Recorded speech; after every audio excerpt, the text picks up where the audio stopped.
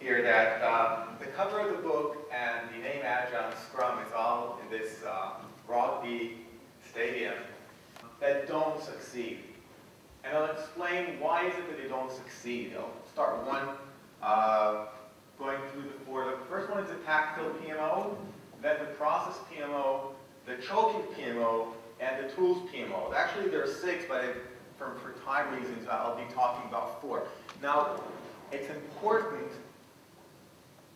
that we make the distinction. I'm not saying that a PMO that handles process and methodology is a bad thing. An unavoidable crash, that's another type of PMO. That's kind of a different way of looking at the process PMO. That's a PMO that starts with everything. Everything is important. We have a full-fledged plan. I was working with a UK company a few years back. Initial, in the paint industry, and the initial thing, they decided to roll out Pinbox. So they've chosen about 45 different processes to roll out. They took 5 years. After 5 years, it was 2011, they were able to show that really they implemented none. And then they were thinking, they were doing a retrospective on this, and maybe 45 is too many. Maybe we'll start with 5. Maybe we'll start with work breakdown structure, risk management, which are very important, a full comprehensive change control process, that's the third one, and 2 others, and that'll be enough. And then they succeeded. PMOs tend to lose focus when they do too many things. We'll have tools, and we'll have training, and we'll have a methodology, and we'll have some more processes, and we'll also support the project managers in a newsletter. There's just losing focus on what they can achieve. And that's a very big problem. Sometimes there are initial management support, but not enough support from the project and the stakeholder organization by and large, and they tend to fail. And when they fail, it's a colossal failure. These are the failures that you say, aha, that's a big PMO failure. That's a very good example for the big PMOs failures that we've been seeing 10, 15 years or so. The last one is the PMO that starts with tool selection. I'll repeat what I've said before. I'm not against tools. I think tools are very good. Tools are very important.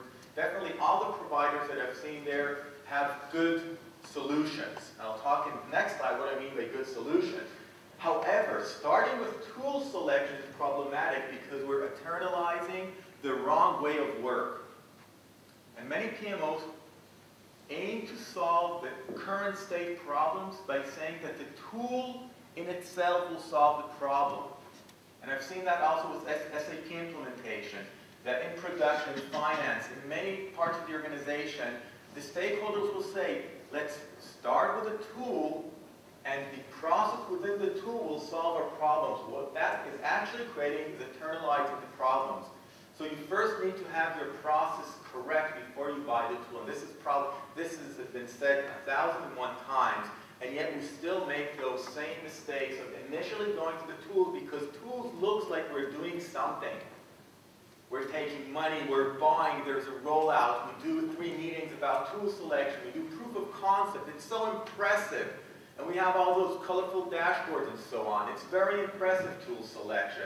It's not contributing to the bottom line. That's the challenge here. Another thing here that I like saying is that if we are implementing a tool, how many of you are familiar with Gartner, the Magic Quadrant for tool selection?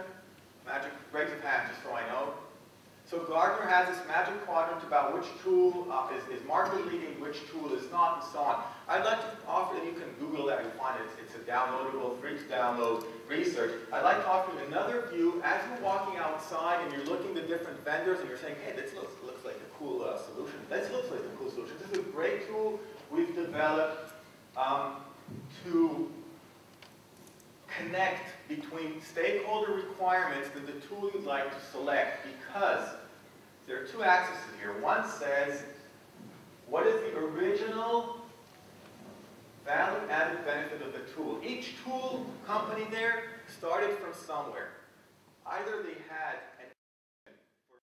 Pete chose differently. Pete, thankfully, Pete knows that PMOs need to provide value. And to provide value, I'm going to talk about three main concepts. First one is about leading change. Then what does strategic value in PMO world means, and then what is a lean and mean value-driven PMO. But it'll also mention, towards the end, what does Agile mean? Agile and waterfall type of PMO, how could that work